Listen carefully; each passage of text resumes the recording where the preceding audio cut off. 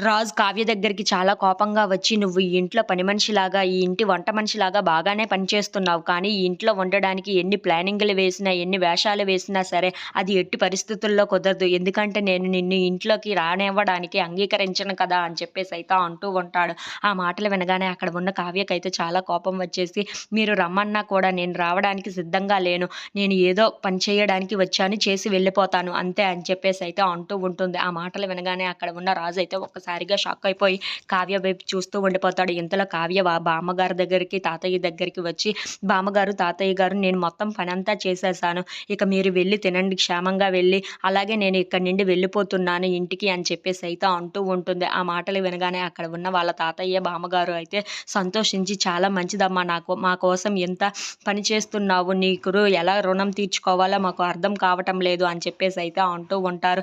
ఇంతలో అక్కడ ఉన్న కావ్య మాత్రం, "అంత పెద్ద మాటలు ఎందుకులెండి బామ్మగారు" అని చెప్పేసైతే అంటూ ఉంటుంది. ఇంతలో అక్కడికి రాజు వచ్చి, "వాళ్ళ రుణం ఎలా తీర్చుకోవాలో నేను చెప్తాను బామ్మ. ఇదిగో ఈ కావ్యం ఉంది కదా! ఇదిగో ఈ డబ్బులు తీసుకొని ఇక్కడి నుండి వెళ్ళు. ఎందుకంటే మాకు మొత్తం పనంతా చేశావు కదా! ఒక పని మనిషిలాగా. నీకు టిప్పుతోని సహా అన్ని డబ్బులు ఇచ్చేస్తున్నాను. తీసుకో, ఇంకెందుకు లేటు" అని చెప్పేసైతే అంటూ ఉంటాడు.